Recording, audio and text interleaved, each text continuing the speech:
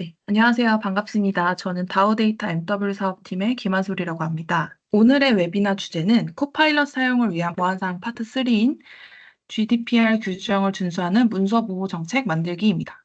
GDPR 규정 이렇게 특정 지어서 주제를 정하긴 했지만 이게 포괄적으로 생각했을 때에는 개인정보 보호를 위한 마이크로소프트의 가이드라인과 그에 맞는 마이크로소프트 365의 기능에 대해 알아보는 시간이라고 생각해 주시면 좋겠습니다. 이번 시리즈는 GDPR에 대한 내용을 이제 간략히 설명을 드리고 난 후에 마이크로소프트에서 GDPR을 준수하기 위해 권장하는 가이드라인에 대한 설명과 실제 화면을 가이드 형식으로 보여드리도록 하겠습니다. 첫 번째로 GDPR에 대한 개요입니다. GDPR은 일반 정보 보호 규정을 뜻하는 General Data Protection Regulation의 약자입니다. GDPR이 시행되기 이전에 1995년에 처음 시행된 DPD라고 불리는 데이터 보호 지침이라는 규정이 있었는데요. GDPR은 이 DPD를 업데이트하고 확장하는 이유의 규정이라고 생각해 주시면 됩니다. 일반 데이터 보호 규정이라고 불리는 GDPR은 데이터 개인정보 보호에 대한 엄격한 표준을 만들며 거주 지역에 관계없이 EU 시민의 개인 데이터에 적용을 할 수 있습니다. GDPR은 2018년 5월 25일부터 시행이 되었는데요. GDPR 규제를 위반하는 기업들에 부과하는 벌금은 전 세계 매출의 최대 4%에 해당하는 금액 또는 2천만 유로 중 더 높은 금액을 벌금으로 부과하고 있습니다. 최근 들어서 또 AI 학습에 사용하기 위한 데이터가 늘어나면서 2022년에 유럽 규제 당국에서는 이에 대한 규제 조치를 강화했고요. 이를 준비하지 않은 기업들은 GDPR 위반 혐의로 2021년 대비 168%나 증가한 벌금을 부과했다고 합니다. GDPR은 개별 클라이언트, 고객, 직원 또는 비즈니스 파트너 등과 같은 개인 데이터의 개인정보 보호와 관련이 있습니다. GDPR의 목표는 EU에 상주하는지 여부와 관계없이 EU 시민에 대한 데이터, 그러니까 개인 데이터 보호를 강화하는 것이라고 보시면 됩니다. 이 규정은 기대치를 설정하고 이를 달성하는 방법에 대해 조언을 하고 있는데요. 조직에는 GDPR의 요구사항을 충족하는 조치가 마련이 되어 있어야 합니다. 또한 GDPR의 주요 내용은 데이터와 사용 방법에 관한 내용인데요. 데이터의 수명 주기가 있다라고 생각을 하시면 됩니다. 이 주기는 데이터를 수집할 때 시작이 되고요. 데이터를 저장하고 사용, 처리할 때 계속되면서 시스템에서 완전히 삭제하면 종료가 된다라고 보시면 되겠습니다.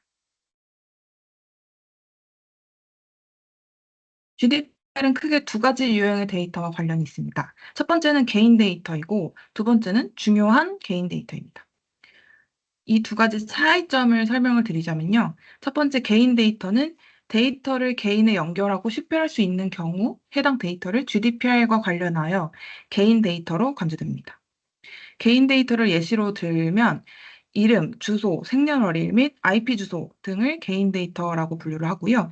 GDPR은 이런 개인 데이터를 연결할 수 있는 경우에 데이터가 얼마나 모호하거나 기술적인지 이런 거에 관계없이 가명 처리된 정보도 개인 데이터로 간주할 수 있습니다.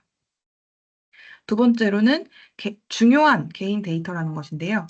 개인 데이터에 더 많은 세부 정보를 추가하는 데이터를 중요한 개인 데이터라고 합니다. 예시로는 인종, 종교, 정치적 견해, 건강 정보, 성적 지향, 노동조합 가입 여부 등이 있습니다. 또한 생체 인식 데이터나 DNA도 중요한 개인 데이터에 포함이 됩니다. GDPR에 따르면 중요한 개인 데이터는 일반 개인 데이터보다 더 엄격한 보호 규칙이 적용된다고 합니다.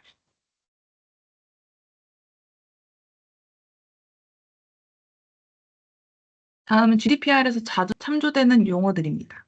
GDPR 규정을 준수하기 위해 우리 회사가 어떤 조치를 취해야 할지 생각을 해봤을 때 먼저 이러한 용어들을 이해하고 있으시는 것이 중요합니다. 첫 번째로는 동의입니다. GDPR에서는 개인 데이터 처리가 인류에게 도움이 되도록 설계되어야 한다라고 명시하는데요. 이 목표를 달성하기 위해서 GDPR은 개인 데이터를 처리할 때 동의라는 것을 사용합니다. 동의의 예시를 들면 고객한테 우리 회사에서 고객한테 보내는 뉴스레터나 EDM과 같은 이메일을 받을 것인지 이런 것을 묻는 행위 또한 동의를 사용하는 것입니다. 그리고 마케팅 동의를 할 때 이전에는 동의에 뭔가 자동으로 체크가 되어 있는 옵트아웃이라는 체크박스를 사용했다면 이제는 옵트아웃 체크박스를 더 이상 사용하지 않고 고객에게 동의 여부를 직접 선택할 수 있도록 하는 것을 의미합니다. 이렇게 고객이 직접 선택할 수 있도록 명확한 확인 행위를 사용해서 명시적인 동의를 얻어야 한다고 합니다. 그리고 이렇게 이루어진 동의 작업에 대해서는 동의가 이루어진 시점부터 철회된 시점까지에 대한 기록 모두 보관을 해야 합니다. 두 번째로는 데이터 주체의 권리입니다. GDPR은 데이터 주체의 권리를 확립합니다. 이는 고객이나 직원, 비즈니스 파트너, 의뢰인, 계약자, 학생, 공급업체 등 개인 데이터와 관련하여 다양한 권리를 갖는 것을 의미합니다. 다양한 권리라는 게 무엇인지 설명을 하기 위해서 예를 들면 이제 개인의 데이터를 갖고 있는 것이 어떤 공급업체다라고 가정을 해보겠습니다. 그럼 이러한 공급업체는 수집한 개인 데이터를 어디에 사용하는지 그 해당 개인에게 알려야 하고요. 공급업체가 가지고 있는 모든 개인의 데이터에 직접 접근할 수 있도록 권한을 개인에게 부여해야 합니다. 또한 개인은 공급업체에게 개인의 데이터를 수정하거나 삭제하거나 타사로 이전하도록 요청할 권리가 있습니다.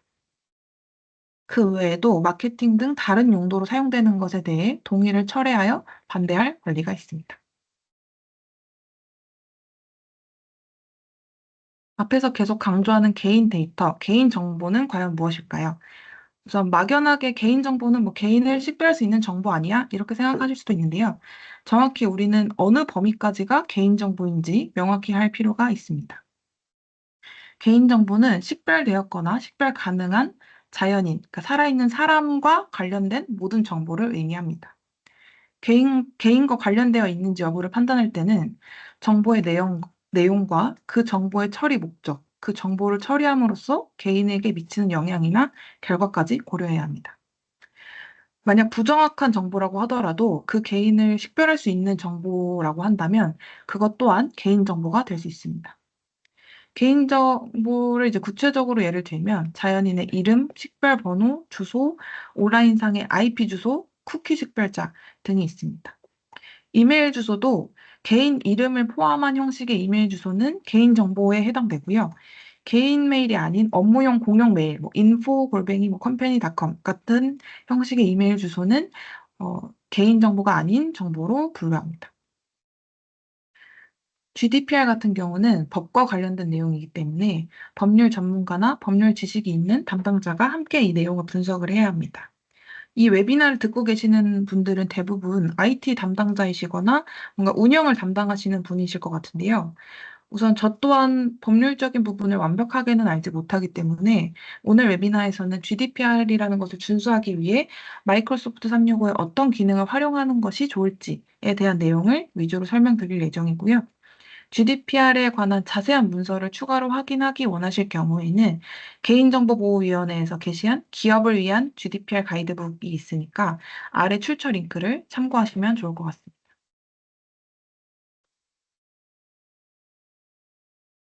여기서부터는 마이크로소프트에서 말하는 GDPR 준수 가이드입니다. GDPR 준비 단계부터 설명을 좀 드리겠습니다. GDPR이 우선 시행된 지는 아까 말씀드렸던 것처럼 2018년도부터 시행이 됐고요. 이게 6년 정도면 사실 좀 오래되었기 때문에 대기업 같은 경우에는 이미 관련 항목에 대한 검토를 마치고 적용 완료 단계에 있습니다. 하지만 그 외에 중소기업이나 뭐 EU 사용자 데이터를 이제 새로 수집하게 된 회사 같은 경우에는 GDPR 규정의 대비를 지금부터 시작을 해야 합니다.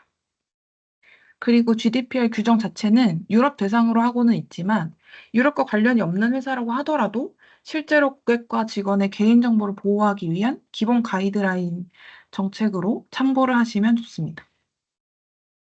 먼저 마이크로소프트에서 분석한 내용을 좀 설명을 드리면 그 주요 원칙을 크게 7단계로 구분을 하고 있고요. 가장 중요한 것들은 이 단계에서 모두 개인 데이터의 사용 용도를 명확한 목적으로 수집하고 다른 용도로는 사용해서는 안 된다는 것입니다. 또 필요한 것 그 이상의 많은 데이터를 수집하지도 않아야 한다는 게 이제 기본 원칙이고요. 이 7단계 준비 단계에 대해서 좀 설명을 드리도록 하겠습니다. 먼저 1단계, 비즈니스 내에서 수집하고 사용하는 개인 데이터와 필요한 이유를 파악을 해야 합니다. 예를 들면 직원과 고용 계약을 하거나 국세청에 연말정산 관련 신고를 해야 하는 법적 이유로 직원의 개인정보가 필요할 수 있습니다. 또한 고객이 마케팅 활용에 대해 동의한 경우 추가 제한에 대해 알림을 보내도록 동의한 고객 목록을 관리해야 할 수도 있습니다. 이럴 때 도움이 되는 마이크로소프트의 기능으로는 마이크로소프트 퍼뷰 인포메이션 프로텍션이 있습니다. 이건 이제 지난 웨비나 때 다뤘던 그 내용과 일치하는데요. 이 필요에 의해 수집한 개인정보 데이터를 검색, 분류하고 안전하게 보호할 수 있으며 학습 가능한 분류자라는 기능을 사용하셔서 개인 데이터가 포함된 문서 형식을 식별하고 레이블을 지정하도록 할 수가 있습니다. 그래서 이 GDPR을 준수하기 위해 MPIP 기능을 이제 활용해보고 싶다라고 하시는 분들은 지난 웨비나를 한번 다시 보기 해보시는 것도 좋을 것 같습니다. 그리고 2단계는 개인 데이터를 수집할 때 개인에게 해당 데이터를 어떤 용도로 처리하는지 알려야 합니다. 예를 들면 웹사이트에 가입할 때 무심코 이제 지나쳤던 이제 개인정보 수집 동의 항목 같은 것들을 자세히 보시면 그 수집한 정보를 어떤 용도로 활용할 것이다 라는 내용이 명시되어 있습니다. 그리고 3단계로는 이렇게 수집한 개인정보 데이터를 필요한 기간 동안만 유지해야 한다는 것입니다. 이 직원의 개인정보 같은 경우는 고용관계가 유지되고 관련 법적 의무가 있는 동안에는 계속해서 회사에서 보관을 해야 하고요. 또 고객 데이터 같은 경우에도 고객 관계가 계속 유지되고 있고 그런 법적 의무가 있는 한 해당 데이터를 계속 보관해야 합니다. 만약 수집 목적에 더 이상 이제 필요하지 않아진 경우에는 이 데이터를 꼭 삭제해야 합니다. 마이크로소프트 365에서는 보존 정책 및 레이블이라는 기능을 사용해서 특정 기간 동안만 데이터를 유지한 후 필요하지 않을 경우 자동으로 삭제하도록 할 수 있습니다. 보존 레이블을 활용하는 방법은 이제 뒤에 가이드로 저희가 준비를 했으니까 자세히 설명을 드리도록 하겠습니다. 4단계는 이제 IT 시스템에 개인 데이터를 저장하는 경우 데이터가 포함된 파일에 대해 액세스를 제한해야 한다는 것입니다. 예를 들면 강력한 암호를 사용하거나 시스템의 보안 설정을 정기적으로 업데이트하는 등으로 데이터를 보호해야 합니다. 이거는 이제 특정 IT 시스템을 어떤 걸 사용해라라고 사용을 규정하는 것은 아닌데 적절한 수준의 보안을 꼭 가져야 한다라고 생각을 해주시면 됩니다. 마이크로소프트 365와 같은 클라우드에 개인정보 데이터를 저장하도록 선택한 기업인 경우에는 파일 및 폴더에 대한 사용 권한을 관리해 주셔야 하고요. 파일을 저장할 때 원드라이브나 쉐어포인트와 같은 중앙 집중식 보안 위치를 사용해야 하며 파일을 보내거나 검색할 때 데이터를 암호화하는 등의 보안 기능을 사용하는 것이 좋습니다. 마이크로소프트 365 기능 중에 규정 준수 기능 설정이라는 것을 사용하시거나 GDPR 템플릿을 사용하셔서 데이터 손실 방지 정책을 만들고 배포하실 수 있습니다. 이 템플릿을 활용하는 방법도 뒤에 가이드에서 간단히 설명을 드리도록 하겠습니다. 5단계는 데이터 처리 활동에 대한 문서를 보관해야 한다입니다. 기업이 어떤 개인의 데이터를 어떤 이유로 보유하고 있는지에 대해서 설명하는 문서를 미리 준비해야 합니다. 만약 필요한 경우에는 국가 데이터 보호기관에 이런 문서를 제공해야 할 수도 있습니다. 문서에 포함되어야 하는 내용 중에 대표적인 예로는 데이터 처리의 목적이나 개인정보의 종류, 보관 기간, 개인정보 보호를 위한 기술적, 조직적 보안 조치, 그리고 개인 데이터가 이후 외부에 전송되는지 여부 등이 포함되어야 합니다. 그리고 6단계는 개인 데이터 처리를 다른 회사에 만약 위임을 하시는 경우에는 보안 조치와 같은 GDPR 요구 사항을 준수해서 처리하고 보장하는지를 꼭 확인을 해야 합니다. 그리고 7단계로 개인 데이터를 더 잘 보호하기 위해 DPO라고 부르는 데이터 보호 책임자를 임명해야 할 수도 있습니다. 이건 필수 사항은 아니겠지만 개인 데이터 처리가 비즈니스의 핵심 부분이 아니다라고 하면 DPO까지 지정할 필요가 없을 수도 있습니다. 하지만 뭐 그럴 경우에 기존 직원에게 DPO의 뭐 일부 역할을 임명한다거나 필요에 따라서 외부 컨설턴트를 고용해서 어, 이러한 것들을 준수해야 할 수 있습니다.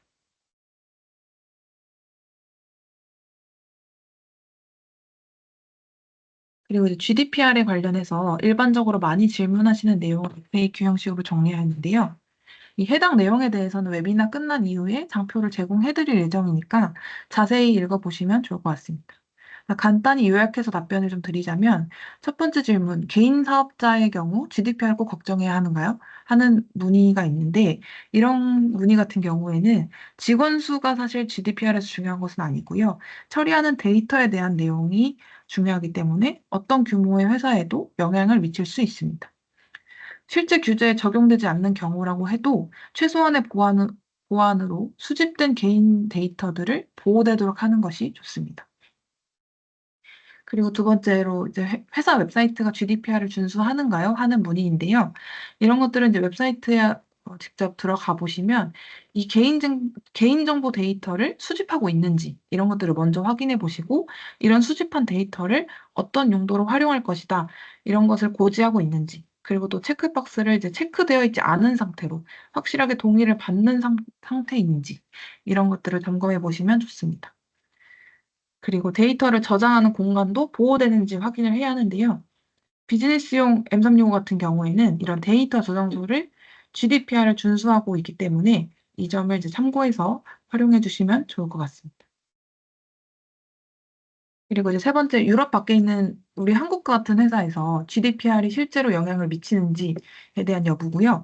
이거는 실제 여러분들의 회사가 현재 EU 시민과 거래를 만약에 하고 있거나 또는 미래에 거래하기를 희망하는 경우에는 이 영향을 받는다라고 보시면 됩니다.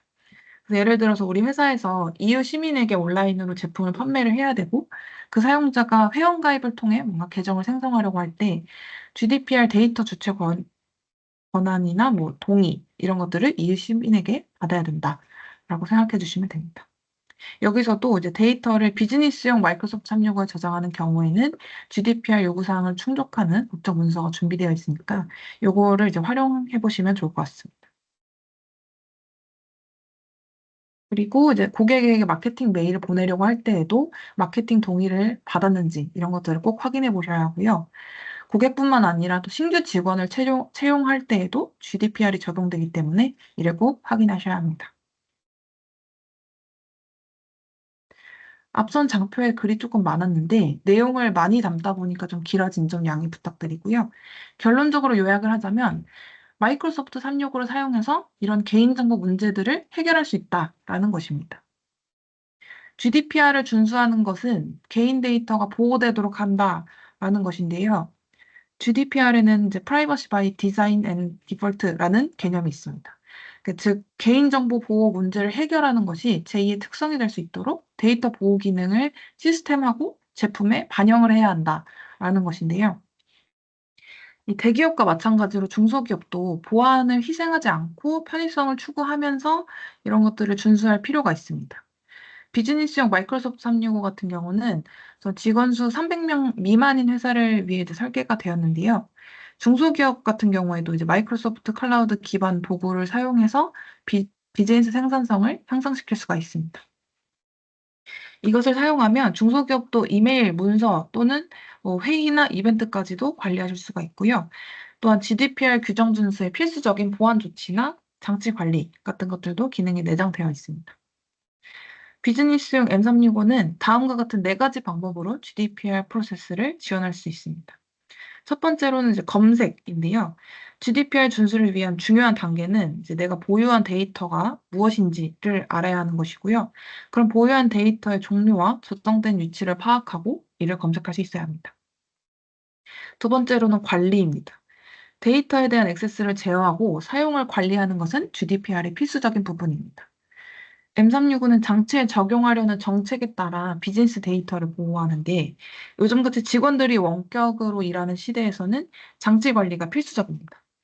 이런 장치 관리를 위해 M365에서 제공하는 기능으로는 윈도우즈 10이나 11 장치를 윈도우즈 디펜더를 통해 보호하도록 지정하는 기능이 있습니다. 세 번째로는 이제 보호인데요. 암호화라고도 할 수 있고 이런 비즈니스용 M365가 보안을 위해 좀 설계되었다라고 말씀드릴 수 있는데 장치 관리나 데이터 보호 제어 이런 것들을 통해 데이터를 안전하게 보호할 수 있는 기능이 있습니다. 또한 비즈니스용 M365는 이런 M365 그 안에 포함된 M365의 생산성 앱의 개인정보 보호 설정이나 문서 암호화 같은 제어 기능들을 제공하고 있습니다. 또한 이러한 GDPR 규정 준수에 대한 내용을 모니터링을 수행해서 적절한 수준의 보호가 설정되어 있는지도 확인할 수 있습니다. 마지막으로는 이제 리포트, 보고서인데요. GDPR은 보고 활동에 중점을 두기 때문에 직원이 한 명인 기업이라고 해도 많은 양의 개인정보를 데이터를 처리하는 경우에는 절차를 문서화하고 보고해야 합니다. 비즈니스용 M365에서 감사 로그와 같은 이제 도구들을 사용하시면 중소기업에서 보고 요구 사항에 대한 번거로움을 해소하실 수 있습니다. 고객과 직원 및 클라이언트는 데이터 개인정보 보호의 중요성을 더욱 심각하게 인식하고 있으며 이제 회사 또는 조직이 해당 개인정보를 존중하기를 기대합니다. 비즈니스용 M365는 기업에게 큰 격변 없이 GDPR 규정 준수를 달성하고 유지하는 도구를 제공하고 있습니다. 네. 마지막으로 GDPR 규정을 준수하는 문서 보호 정책을 만들기 위한 데모 및 가이드를 보여드리도록 하겠습니다. 이건 이제 오늘 웨비나의 메인 주제라고도 할 수 있는데요. M365를 사용하시면 GDPR 규정을 준수하기 위한 설정에 뭔가 도움이 된다, 이렇게 말을 하고 있는데 대체 어떤 기능을 활용하는 것인지 와닿지 않는 분들을 위해서 실제 정책을 만드는 화면을 보여드리려고 합니다. 먼저 보존 레이블이라는 기능입니다. 앞서 설명했던 내용 중에 GDPR 준비 단계 7단계 중에 3단계 이런 내용이 있었는데요. 개인정보 데이터를 고객 관계나 고용 관계가 유지되는 동안에는 유지를 하고 그런 보관 의무가 끝날 경우에는 데이터를 삭제해야 한다는 내용이 있었습니다. 이런 콘텐츠를 보존한 후에 특정 기간 이후에 삭제하는 정책을 M365 보존 레이블 기능으로 구현할 수가 있습니다. 먼저 이제 왼쪽에 보시면 보존 레이블이라는 메뉴를 들어가기 위해서 마이크로소프트 퍼뷰라는 포털에 접속을 해주셔야 합니다. 퍼뷰 포털에 접속하신 후에 데이터 수명 주기 관리라는 메뉴가 있습니다. 이 메뉴에 접속을 합니다. 그럼 여기서 보존 레이블 메뉴라는 게 보이고요. 보존 레이블 메뉴에 접속하시면 그 레이블 만들기라는 버튼이 있습니다. 이 버튼을 클릭을 해줍니다. 그 지난번에 이제 다뤘던 내용 중에 민감도 레이블이라는 내용이 있었는데 여기서 민감도 레이블하고 이제 보존 레이블의 기능 차이가 있습니다. 보존 레이블 같은 경우에는 민감도 레이블하고는 달리 이 M365에서 데이터를 유지하거나 삭제하기 위해서 사용하는 레이블이라고 생각을 해주시면 됩니다. 네, 레이블 만들기를 이제 클릭을 하시면 이제 보존 레이블의 이름과 설명을 지정해 주는 화면이 나오고요. 이런 설명들을 다 지정하신 후에 레이블 설정 정의 메뉴에서 항목을 영구적으로 또는 특정 기간 동안 보존 옵션을 선택해 줍니다. 이 옵션 외에도 특정 기간 이후에 삭제하지 않거나 뭐 레이블을 다시 지정할 수 있게끔 한다는 옵션도 있고요. 또 항목의 보존 레이블은 어, 지정하되 삭제 제한 같은 것들은 하지 않도록 하는 옵션도 있습니다. 우선 여기서 준비한 예제에서는 특정 기간 이후에 데이터를 삭제할 것이기 때문에 항목을 영구적으로 또는 특정 기간 동안 보존 옵션으로 선택을 했습니다. 보존 기간 정의 화면에서는 원하는 항목 보존 기간을 설정하실 수가 있는데요. 기본적으로 뭐 5년, 7년 이런 식으로 설정하실 수도 있고 사용자 지정 옵션을 선택해서 1년으로 보존 기간을 설정하실 수 있습니다. 이 보존 기간을 시작할 기준 또한 설정을 하실 수가 있는데요.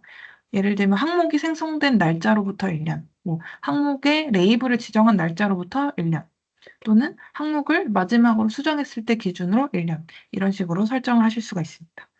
저는 이제 항목이 생성된 날짜를 기준으로 하도록 하겠습니다. 그런 다음에 보존 기간 후 처리 선택에서 이렇게 자동으로 항목 삭제라는 옵션이 있습니다. 요거를 이제 선택을 해주고요.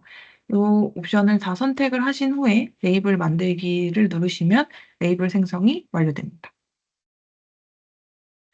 앞에서 만든 레이블을 가지고 데이터에 개인정보가 포함된 경우에 레이블을 자동으로 적용하도록 하는 정책을 만들어 보겠습니다. 똑같이 퍼블 포털에 접속을 해주시고요. 데이터 수명주기 관리 탭에서 보존 레이블 메뉴에 접속을 합니다. 여기서 원하는 레이블에 체크를 해주고요. 저는 앞에서 만들었던 개인정보 보존이라는 레이블을 체크를 했습니다. 여기 보시면 이제 그 체크를 하게 되시면 이제 레이블 자동 적용이라는 메뉴 아이콘이 이제 활성화가 되는데요. 이 아이콘을 클릭을 해줍니다. 그럼 자동 레이블링 정책 생성 화면이 나오는데요. 여기서 원하는 정책 이름과 설명을 작성을 해줍니다. 또한 컨텐츠 유형 선택 화면에서 중요한 정보가 포함된 컨텐츠의 레이블 적용 옵션을 선택해줍니다. 이 옵션은 미리 정의된 중요한 정보에 대한 템플릿을 활용할 수 있는 기능입니다. 여기 보시면 이제 선택할 수 있는 다양한 템플릿들이 있는데 오늘 우리는 GDPR에 대한 정책을 만들 것이기 때문에 개인정보 범주에 있는 강화된 GDPR 템플릿으로 생성해 보도록 하겠습니다. 오른쪽에 보시면 이제 이 템플릿으로 보호할 수 있는 정보들, EU 국가들의 주소나 개인 아이디 번호 이런 것들이 이제 GDPR에서 정의하는 개인정보들이라고 보시면 됩니다. 이런 것들을 자동으로 이제 선택을 하실 수가 있고요. 그 다음에 이제 레이블을 지정할 범위를 적응 또는 정적으로 설정하시고, 저는 이제 간단하게 설정하기 위해서 정적 옵션으로 선택했습니다. 뭐 특정 조건에 따라서 변하는 범위 설정하고 싶으시면 적응 옵션으로 설정을 해주셔도 됩니다.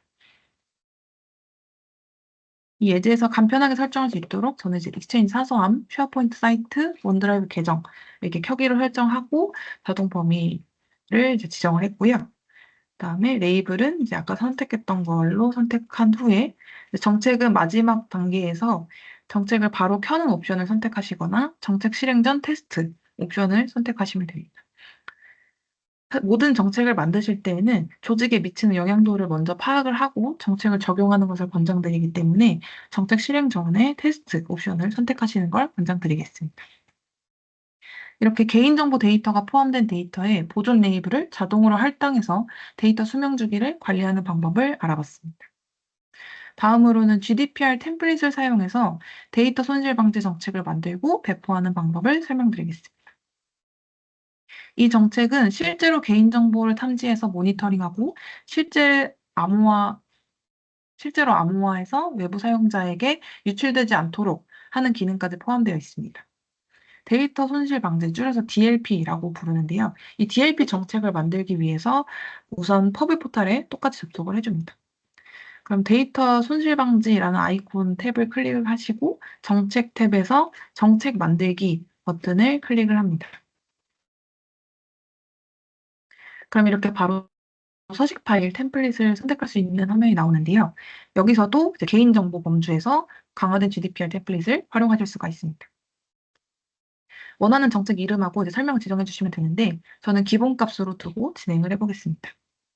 이 정책을 적용한 위치 선택 화면에서 DLP 정책을 적용하기 원하는 위치를 선택을 해주실 수가 있고요.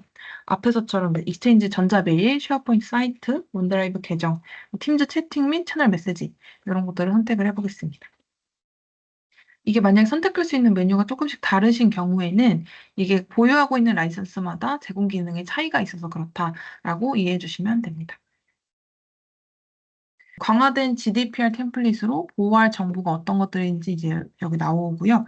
이런 것들을 검토 한번 해주시고 그 보호 작업에서 필요한 항목을 선택을 해주시면 됩니다. 만약에 모니터링만 하실 경우에는 이 옵션을 해제해 주시면 되고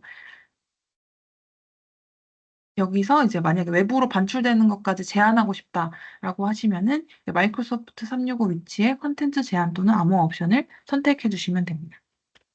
이런 세부 설정으로 모든 사용자를 차단하실지 아니면 조직 외부 사용자만 차단할지 선택하실 수 있고 외부 사용자가 차단되더라도 사용자가 재정의해서 차단을 해제할 수 있도록 설정하실 수도 있습니다. 저는 여기서는 사용자에게 경고를 주는 것을 목적으로 하기 때문에 가용성으로 보고하면 이제 규칙을 재정의할 수 있도록 설정했습니다. 이렇게 앞에서 모든 정책을 설정하시고 나면 역시나 마지막 단계로 정책 모드를 선택하실 수가 있고요. 정책을 바로 켤지, 즉시 켭니다. 또는 시뮬레이션 모드로 실행할지를 선택하실 수 있습니다. 저는 역시 이제 실제 조직에 미치는 영향도를 먼저 검토한 후에 정책을 배포해야 하기 때문에 시뮬레이션 모드로 설정을 했습니다. 이렇게 정책 생성이 완료되었습니다. GDPR을 준수하기 위해서 이제 세부 설정 항목 등을 모두 검토할 수 없는 기업이라고 하시면 이렇게 간단하게 MS에서 제공하는 템플릿이나 가이드라인 같은 것들을 참고하셔서 조직의 개인정보 보호 수준을 향상시키는 것을 권장드립니다. 또한 이렇게 보호된 개인정보 데이터들을 가지고 코파일럿에 활용하더라도 보호 수준을 미리 설정한 것으로 이제 지키면서 활용되기 때문에 생성형 AI를 활용할 때 개인정보가 유출될 염려 또한 없애실 수 있습니다. 네. 제가 준비한 내용은 여기까지고요. 지금까지 코파일럿 사용을 위한 보안사항 파트 3 웨비나에 참석해 주셔서 감사합니다. 오늘 진행한 웨비나 내용은 다우데이터 유튜브 채널에서 다시 보기 하실 수 있습니다. 지금까지 다우데이터 김한솔이었습니다. 시간 내어 참석해 주신 여러분 감사합니다.